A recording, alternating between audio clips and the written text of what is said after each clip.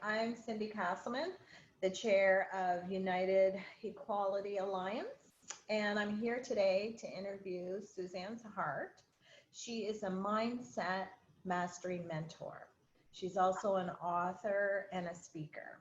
And today we're here to talk about racism and how it affects our community and how we as leaders can be part of the change. So I'll hand it over to you for a second.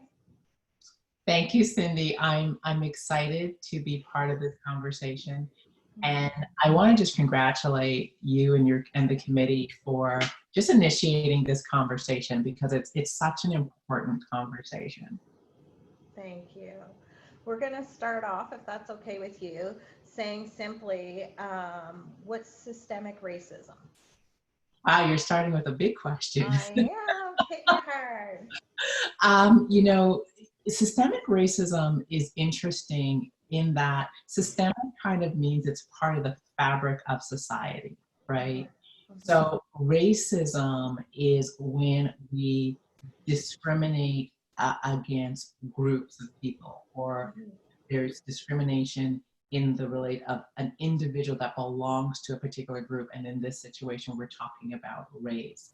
But systemic racism is so key because it's like saying it's part of every system and the fabric of our society. So we're talking about education, we're talking about possibly policies, we're talking about government, we're talking about all the institutions of a country are influenced by this thing called racism. And that's hard to believe. But when you think about it, when you go back and think that countries, North America, has been built on a belief system that says that one group of people are better than or have more rights than another group of people. And that division is based on race, and it's become part of the fabric of every institution. And I think what's challenging about it is people will say, well, I'm a good person.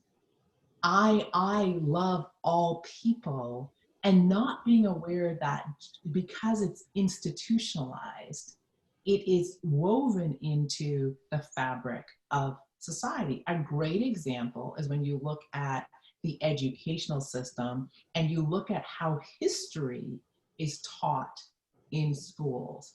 Well, the history is the history or the stories of the dominant culture of the country, and it often doesn't talk much about the contributions of people who don't look like that group. So people of color, for example, their history isn't taught in school. So what it puts in place is we contribute and this group hasn't. And that's where the institutionalization of it, because it's become a normal thing. It's become part of the fabric of the teaching. And this has been part of our educational system for years. So a great example is when I went to school, the line was Black people were slaves. That was the extent of the teaching of history in schools. Now that in and of itself, the school is an institution. So the institution is perpetuating a belief that these people haven't contributed. Right, wrong, or indifferent, that's what people are educated to believe. And if you look at institutions throughout North America, there will be a teaching that's predominantly reflective of white culture and not reflective of other cultures and races. And so that's where we get the institutionalization of racism. Wonderful. How does this affect people in Brockville? I think that's what everybody wants to know. There's all this, is it here? Is it not? It's not here. We don't want to deal with it. How would you say it affects people in Brockville, in our community? Well, I think it affects people because it's hard not to be affected if you're in North America, right? I think we've come to a place right now where we've got people from all over the world immigrating to different cities throughout Canada. And now there's the introduction of difference in terms of difference around race, difference around culture, difference around ethnic groups, difference around religion. And so if you're someone who lives in Brockville, we come to this with our own beliefs and biases, the stereotypical things we have been taught about other groups. And all of us have been taught these stereotypical things. And so that impacts the interaction we have with other groups. So I think how it affects Brockville, as it affects any other city, is that we have a moving in of people from different races and cultures. And the question is, how equipped are we to understand, include, Right.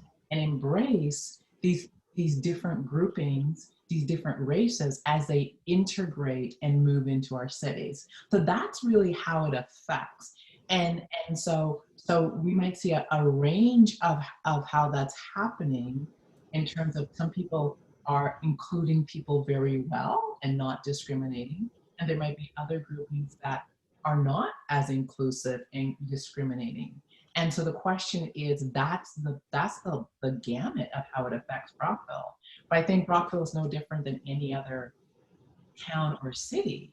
Is once people move in from different races and cultures, we are now faced with our own biases, beliefs, and stereotypes. Exactly. How would you say racism manifests? Like, yeah, how does it present? That's interesting because we want to think that racism only presents itself in one way. And when we all saw the George Floyd video, people were very clear that is racially motivated.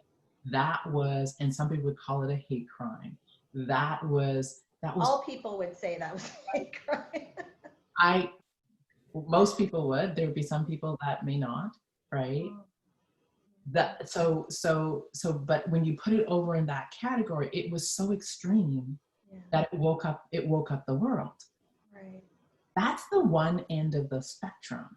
Right. The other end of the spectrum are the jokes that are made about people of different races, the things that are said about people of different races, the stereotypical things that we say about people of other races, what we include people in because of race, or what we exclude them in because of race.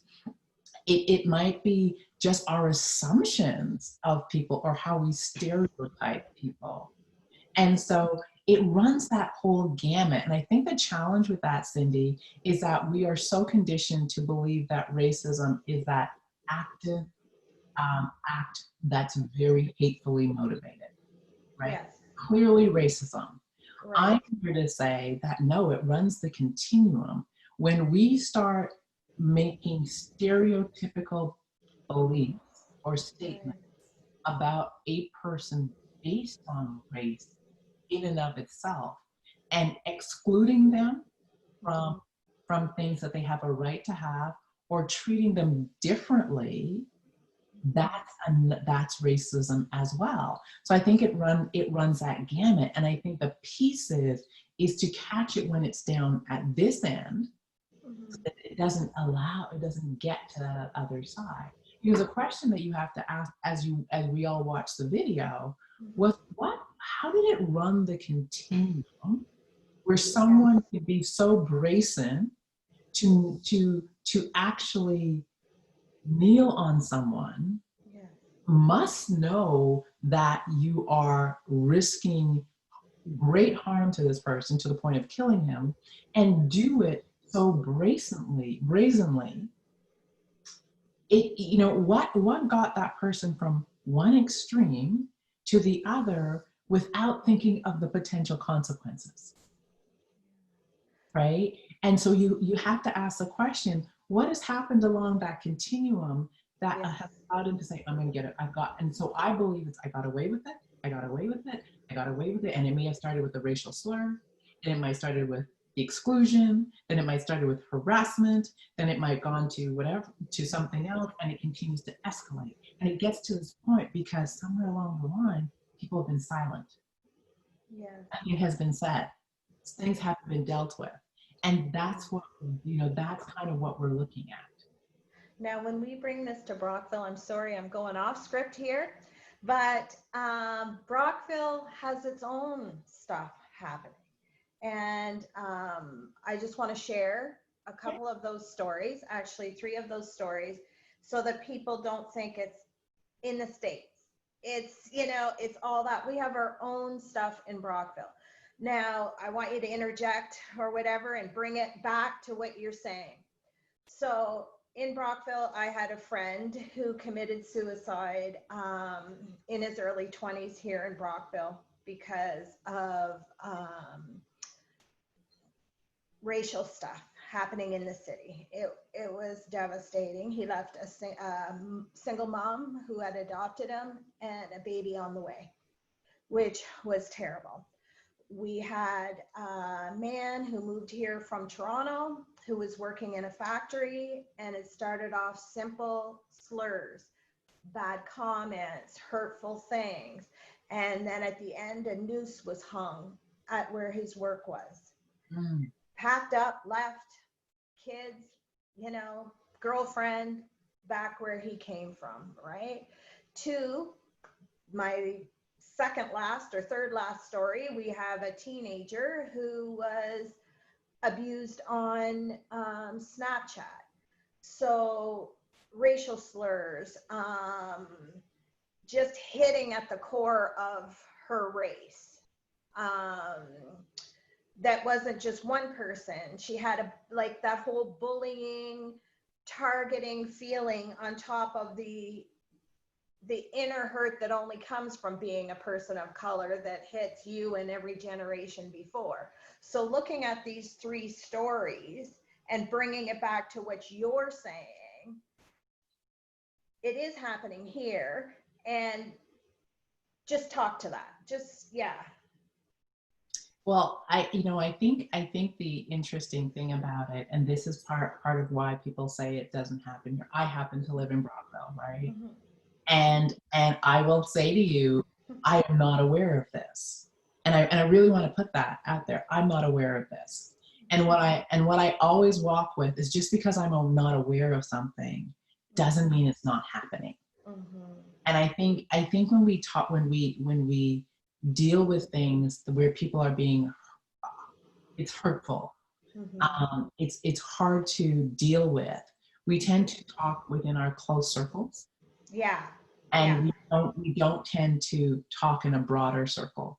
I think the other part, I know for myself, when I was younger, mm-hmm. and I faced racism, whether it be in university, whether it was in my own community, whether it was amongst peers, and I've dealt with all of it. The tendency is not to know who to go to. Mm-hmm. The tendency is not to know who to trust. Mm-hmm. The tendency is to become more and more distrustful because you are being targeted. True. And so what most people tend to do is they pack up and leave. Mm-hmm. Right? They pack up and go away. So for a great example is when I was in university, I wrote a paper and got back a failing grade. And the comment was, people like you will not do well in this profession, and I should consider something else. Now, here I am. I'm in my second to last year of university, and I've submitted this. So here I am, and I don't know who to turn to. I don't know where to go with this complaint. Right. I'm overwhelmed. I'm embarrassed. I'm angry. And so what do? I repeat the year with a different professor, right? I repeat that course with a different professor. Is that the best approach? It wasn't. But did I want to take this on in the middle of my educational process? No. Did I know who to turn to? No. Did I know who to go talk to? Well, my recourse is going to talk to people who look just like the person with the same power of position that has told me I am not going to be successful. So I redo the year with another professor I get an A minus, not changing anything on the paper, and I move on. Now, Mhm. this is often what I know my friends do is we deal, we handle, and we move on. Mhm. Is that the best approach? No, because then you have situations where, i.e., in Brockville, where people say, this doesn't happen here. Where people would say, this didn't happen in the university.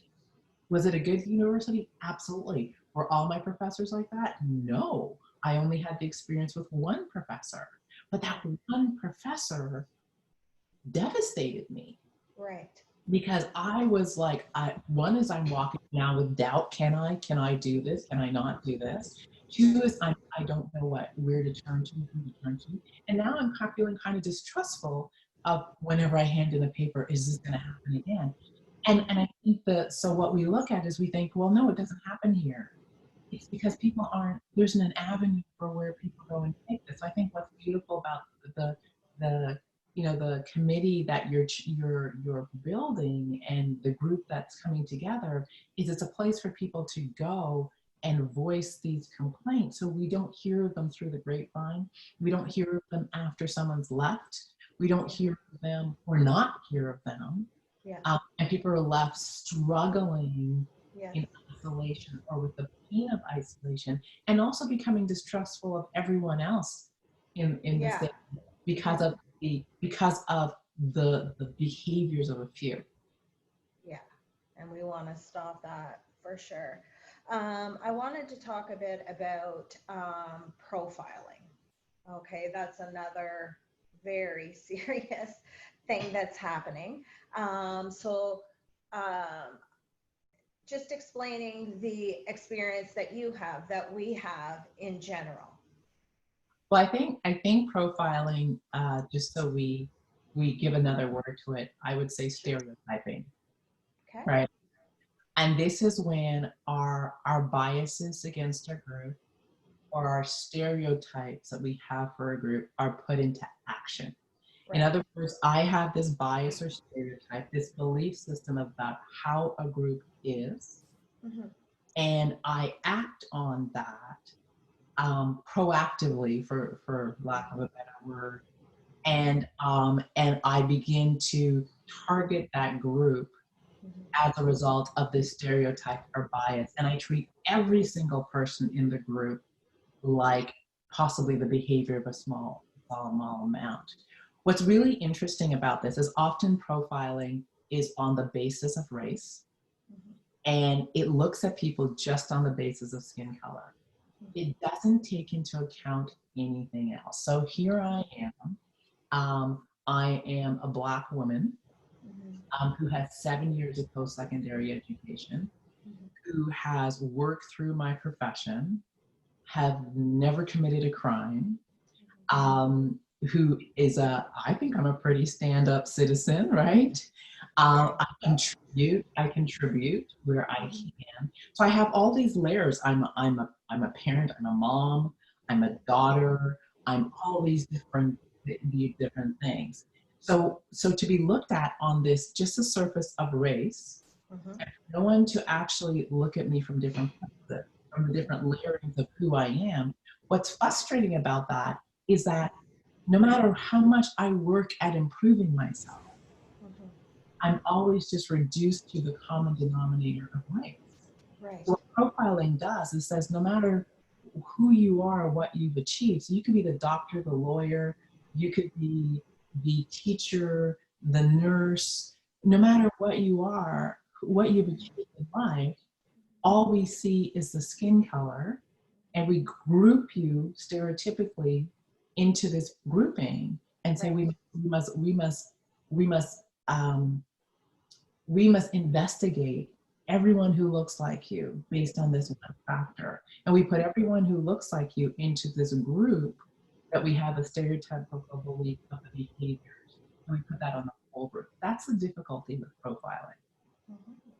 Now, how, I already talked about my one friend who committed suicide, but how do you say racism affects people mentally and physically? Because I think people don't really understand the weight that that really is if they don't walk in those shoes.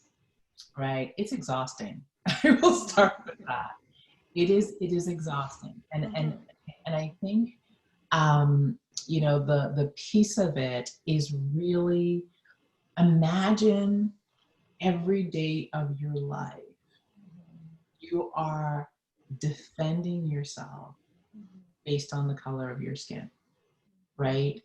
Um, Defending your right to walk freely into a store and shop without being followed, because the belief is people who look like you will more likely steal. Defending yourself based on your education because you've submitted a report and it's written really well, and the belief is that someone who looks like you can't write a report as well as as other people. It's defending yourself when you cross the border because there's a belief that people who look like you don't drive certain cars, don't have certain amounts of time off, and they do certain things. And so you're walking continuously with this hyper vigilance of having the possibility to have to defend yourself because of the color of your skin. You're fighting for your right to have access to certain things based on the color of your skin. You're fighting for the right not to be profiled based on the color of your skin. So if you think of having to deal with that day in, day out, it is tiring. I think the other part is you know is often people will say, I have to work twice as hard. I have to walk in the shoes of perfection. I can't mess up. I can't make a mistake because if I do, it will be attributed not to me just not doing something or whatever, but attributed to the color of my skin because the color of my skin equals for a lot of people less than, less educated, less skilled, less cultured, less mannered, less less than. And so when you deal with that consistently and persistently, it becomes tiring, it becomes frustrating, and it becomes aware of your mental state. And I think for a lot of people, it makes you hypersensitive, right? So it's like, you know, you're just like, not one more time. And sometimes it's like, not today. Please don't do that because I don't have the bandwidth to deal with that today. So that's one part. I think the other part is the internalization of doubt, right? The internalization of belief. So I will say to you that when I got the failing grade, Right. after being a B plus A student, when I got the failing grade, I can't say to you that I didn't doubt my ability. Okay. Right? I can't say to you that it didn't put a seed of doubt in my, can I do this? Right. Or when I do this, will they let me in the club? Yeah. Right? And so it weighs on you. Luckily for me, I am surrounded by family and friends who will contradict what other people do. They help me deal with that doubt, that wear and tear, that those things that will chip at me and have me not have a belief in myself. And so those are the things it does. It has people begin to believe that they can live here, but they can't live over here. They can aspire to this success or maybe this success, but possibly not this success. So the impact of it internally is you're fighting against the doubt that society has placed in front of you. You can't do this, you can't do that. People that look like you shouldn't be able to do this. People that look like you should only do this, or they only have the right to do these things. So you're constantly battling those things internally Yeah. because that's what you're being told. That's what you're being socialized to believe. You know, when you hear friends say that my guidance counselor at school tried to direct me into woodworking, they Mhm. tried to direct me into the sewing class, they tried to direct me Mhm. into all the home economics, but I wanted to be a lawyer. I wanted to be a doctor. I cannot tell you how many of my friends have said that when they told the guidance counselor at school that this is what I want to be, it'd be like, you know, I don't think that's for you, right? That is hard. Yeah. That is hard, particularly at an impressionable age when you're not sure of what you're capable of, and the people who are supposed to be pouring into you Yeah. and telling you that the world is your oyster and you can do anything you want to, they're telling you, you know, no, you should. I don't think you should dream that big. And That's that does a lot to you mentally. oh yeah, Mhm. absolutely, absolutely. Now, going from that into history in school, you know, I'm very passionate about that subject. Um, you know how I feel. I really wish it was taught properly in school. I'm going to ask you to speak to the importance of positive Black history taught in the schools, Great how it question. impacts all kids of all different races in the Oh, classroom. absolutely, and I think I'll give you an example. So Sure. my background's family intervention group counseling, and when I lived in Montreal, I had the privilege of facilitating what we call a rap session. And a rap session was a program designed for Black youth at a particular high school that were just opting out of the educational process, right? Mhm. And so what the program was designed was I got the privilege of bringing college students that were Black that had graduated from high school a few years before back to teach Black history, Right. right? And they brought in that to teach Black history from the perspective of science, the history of science for Black people, so what Black people had contributed to science, mathematics, our own history, all these different things. And when we started the program, I remember the principal, also a Black male, so then I really want to highlight this, said they won't show up. Right? They won't show up. They won't show up. They're not that interested. And what he said was, let's start in the last section of last slot of the day while we're still in school, and then have it continue after school.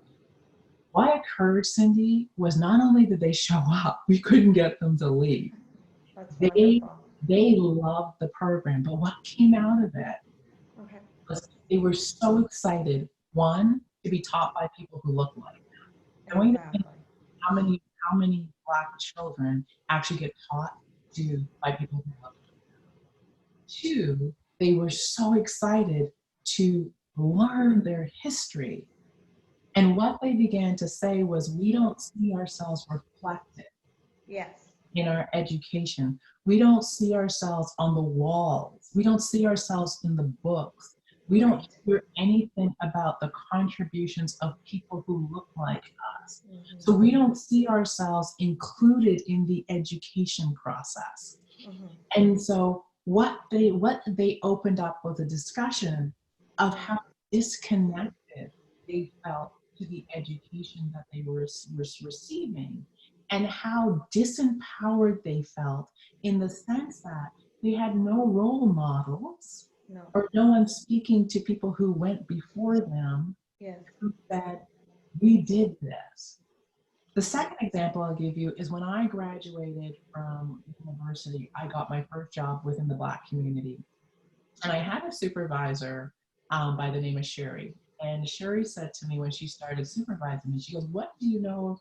How much Black history do you know? Mhm. And I said, I've never been taught Black history, which is very sad. Mhm. And Mhm. she said to me, you will not be in a position to effectively work with any group Mhm. until you know your history and you know the something of their history. Because if you don't understand the contributions of other groups Mhm. to our greater society, you will always look at them differently. Mhm. And that for me was life changing, because not only did she say it, she began taking me places. She began giving me books to read. She started to educate me. And Cindy, as she educated me, not only did I get a better world view, but I got a sense of self, Right. right? It was like she was building me from the inside out, Yes. strengthening me from the inside out. And for the first time, when I talk Black history, she taught me African history. She taught me South American history. She taught me Canadian history. She taught me American history. She began to pour into me so I could see what people who look like me had contributed to the world. What it did was it gave me a sense of who I was, Mhm. and that who I was, and I want you to hear this, was more than the descendant of slave. Because that was the only line I had heard in my educational system. Yes. Until I just want to interrupt you 1 second. Everybody saw that picture in all over the news of you and I speaking to that sweet little girl at the rally. Okay. And that little girl was like following me and wanted to know everything. And I introduced her to you.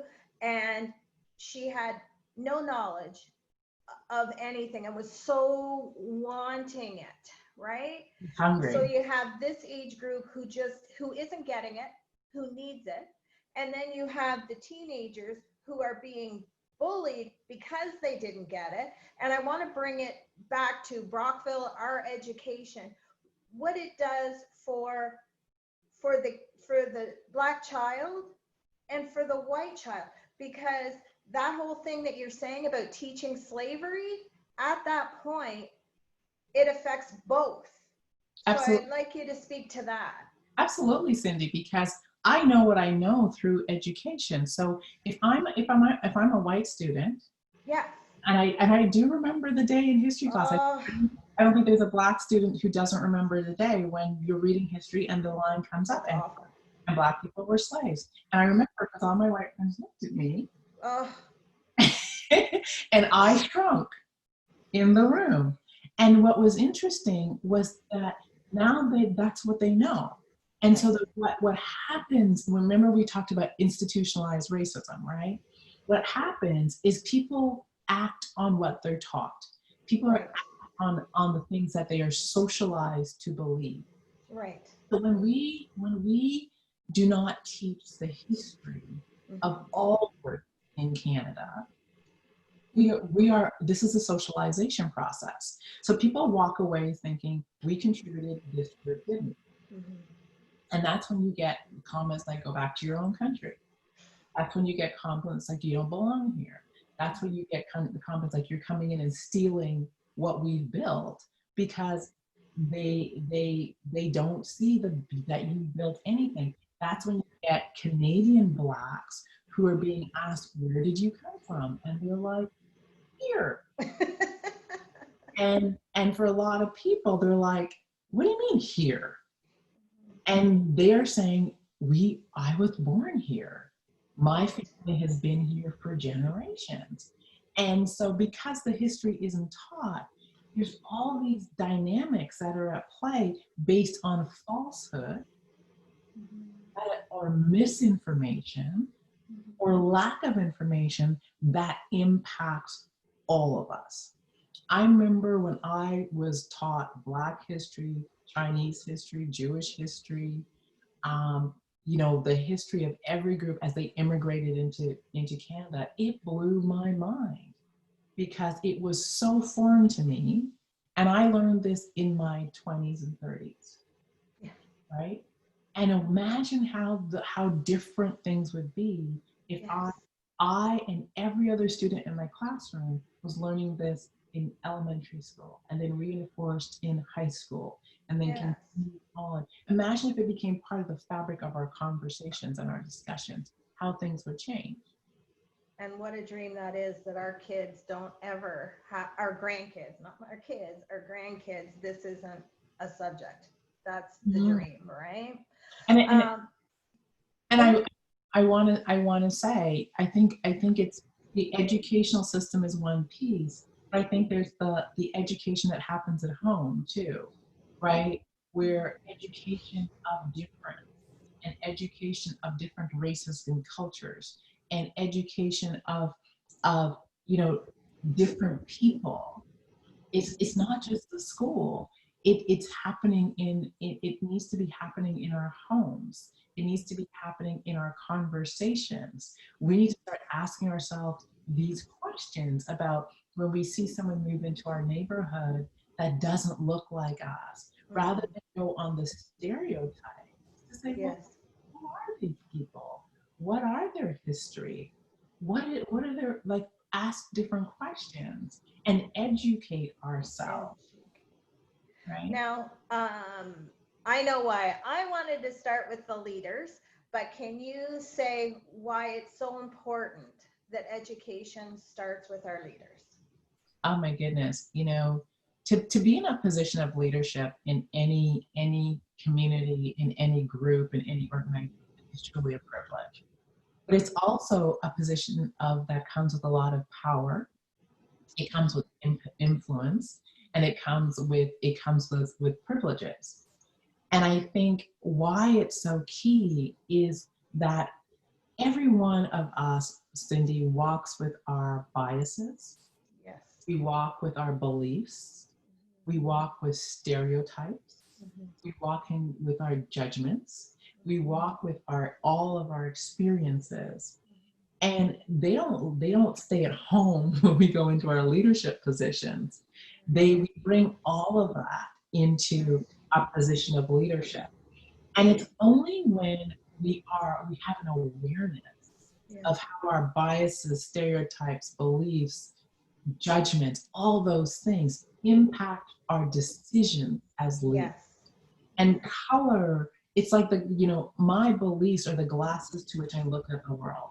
My values and stereotypes and discriminations, all those things, they color the lens to which I see the world. Therefore, they color the lens to which I speak into the world, but also the decisions I make. So why it's really key that you start at the decision making, because this is where policies are made. This is where decisions are made that impact community, but also understand if these are the people that people look up to for guidance. Yes. And so where we want to look at is, do the people that the community is looking for guidance, and do the people where the community is depending on their decisions, are they aware of all these things that they're coming into that position with? One.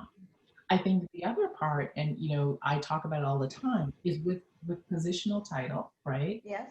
Position you get, there's power that comes with it, there's privilege that comes with it. There's the opportunity to include people, there's the opportunity to exclude people. When you are in a position of being and having the privilege of making those types of decisions, you do want to ensure that when you have the power base to do that, you want to ensure that you're aware of the biases you have, you're aware of how you might be stereotyping, you're aware of all these things, so that you can make decisions that are objective, Makes sense. decisions that are sound. And so one of the things for me is when I first started stepping into management, and one of my mentors and trainers said to me, Suzanne, if you don't understand the dynamics of power, privilege, and oppression, Mhm. you will more than likely abuse it. And she said, not because you're a bad person, Mhm. you don't know what you don't know. And I was like, wow. And so I began my educational process. She began my educational process of understanding the impact of having a position of power, understanding the privilege that comes with every position of power, understanding the opportunity to oppress others as I step into leadership. And it had nothing to do with whether I was a good person or a bad person. It had to do with until you Education. until you know this and understand this, Yes. you might have an opportunity to unknowingly impact someone's life. So that's key for every single leader, to just have the education and be able to unpack it. I think the other part, Cindy, is when it comes to racism, it's an emotional topic. Mm-hmm. It's an emotionally charged topic. Yeah. And whenever whenever it comes up, it's almost like instant camps, right? Yes. There's a group that feel like they've been mistreated, and then there's Right. the person that's being pointed at as a person who's done the mistreating, for lack of a better word. And if you're someone who has to navigate that, it's really helpful to have language. Right. It's really helpful to be able to break it apart and explain to people what is actually going on without emotion, but with concrete, clear language, so that you can begin to address it.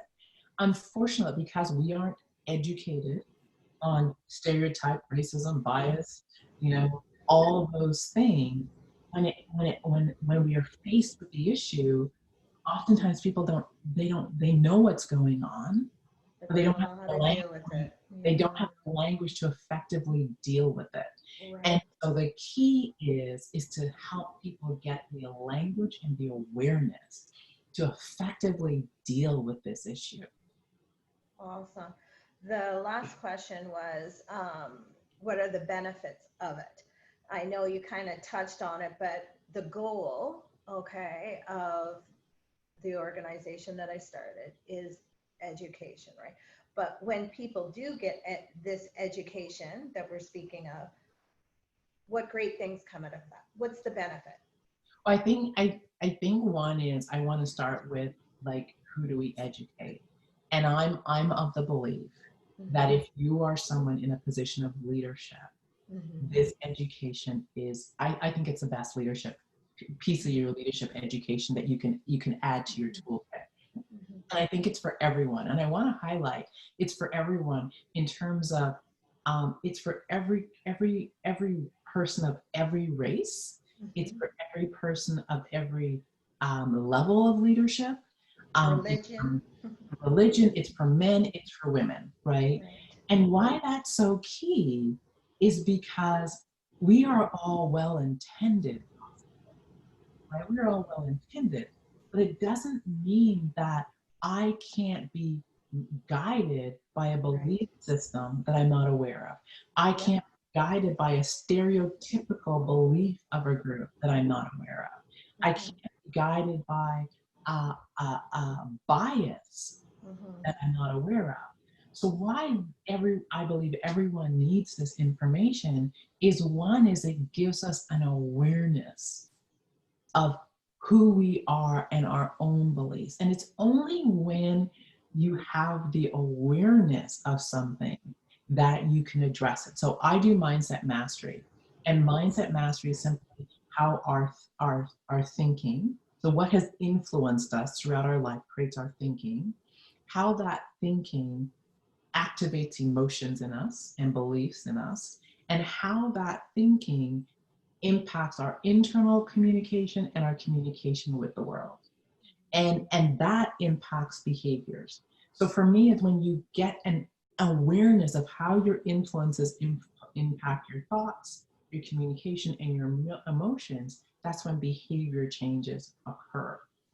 It's when we're able to break that down clearly that we can really be mindful of how we're acting in the world, the decisions that we're making in the world, the behaviors that we're having in the world. So it is going to be when you as a leader have that consciousness, that insight, it begins to shift everything. I know, Cindy, that we're focusing on race, right? And we're focusing on racism. Bias. Well, first focusing on racism that's affecting people of color. Right. And within racism, it starts with bias, stereotype, prejudice, all those things. But this is the interesting thing, why I think this training is also so powerful, is once you understand how it plays out in race, it will give you the tools to understand how it plays out in gender. It'll give you tools to understand how it plays out with socioeconomic. It'll give you tools that will figure out how it plays out in all the isms Yes. that any leader is asked to deal with. Yeah. It will give you the ability to deconstruct all of it Yes. so that you're better equipped as a leader to really put language to the hard stuff, right? The stuff that you don't want to see come across your desk, Yes. right? Which is any form of discrimination, Right. any complaint based on discrimination, stereotyping, racism, sexism, you name it. Any of those things that we don't like to see come across our desks. It'll give you the tools and the consciousness and the awareness to better be equipped to deal with that. And any community that is equipped to deal with that is a community that is forward moving. I think the other part is it also opens up dialogue and communication. Mhm. And remember I said when I talked about the George Floyd incident, and I said, what would have happened if the conversation happened when it was still a stereotype of bias, one of those things, or if the conversation happened and there was an awareness that this person is not going to change their behavior. Well, if it happened when it was still down there before positional power got into place, it could have been dealt with. So imagine having an environment where people can have conversations about the thing that was said that shouldn't have been said, the hurtful language, the bias or the stereotype that someone put into the workplace and they didn't know it, right?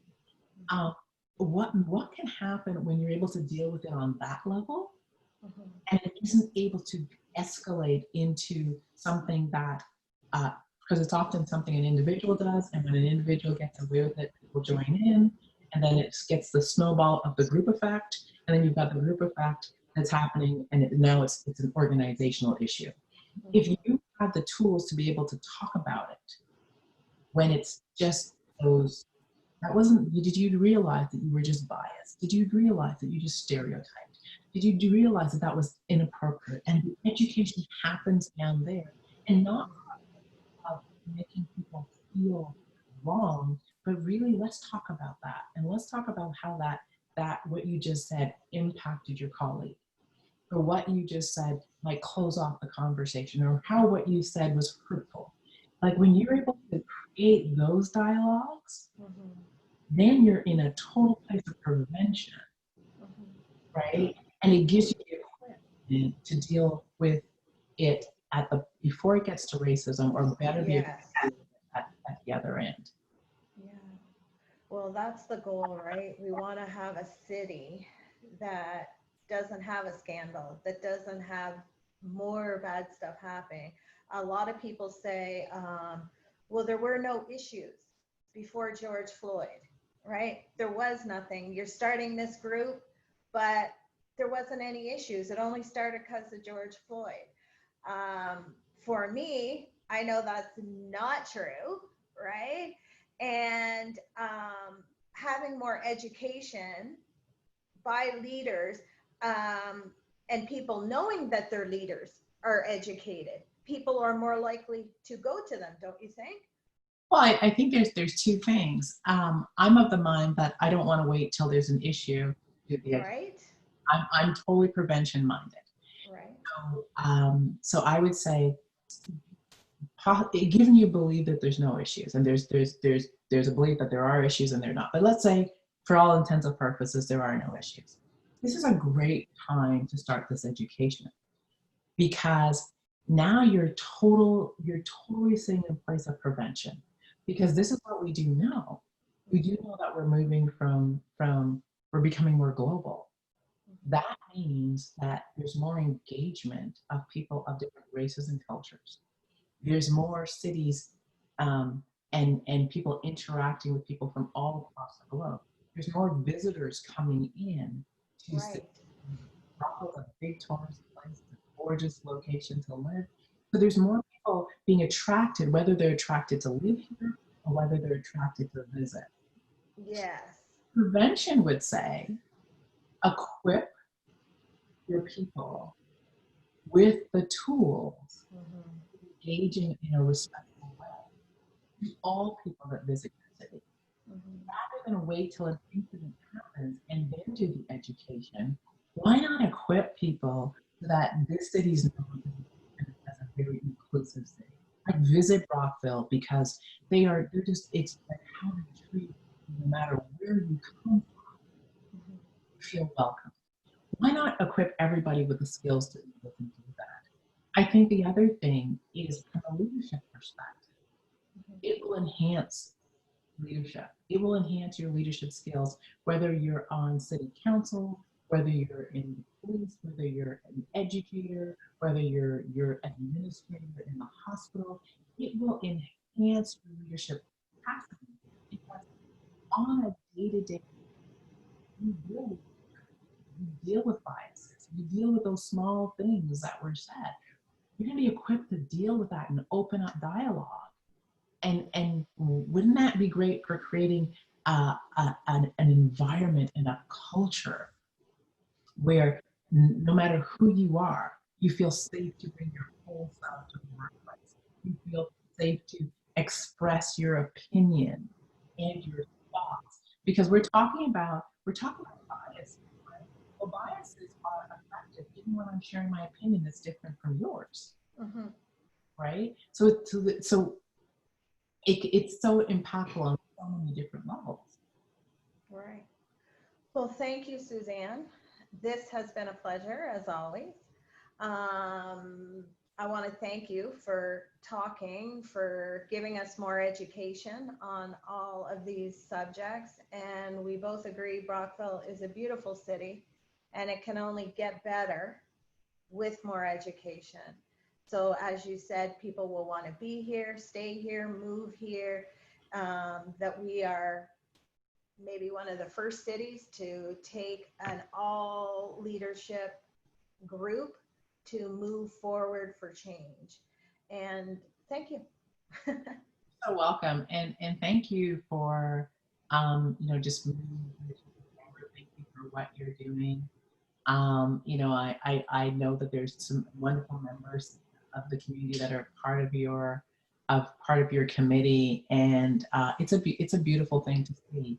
And I think timing is perfect. I think timing.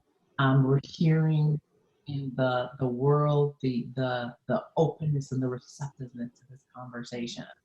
And Mhm. I've been on this planet for a bit of time now, Mhm. and one of the things I've done this work, for a number of years. Mhm. And one of the things that's so refreshing right now is how open people are Yes. to dialogue, Yes. right? And the receptiveness of people to engage in this dialogue. And that to me gives me hope. So thank you. Thank you.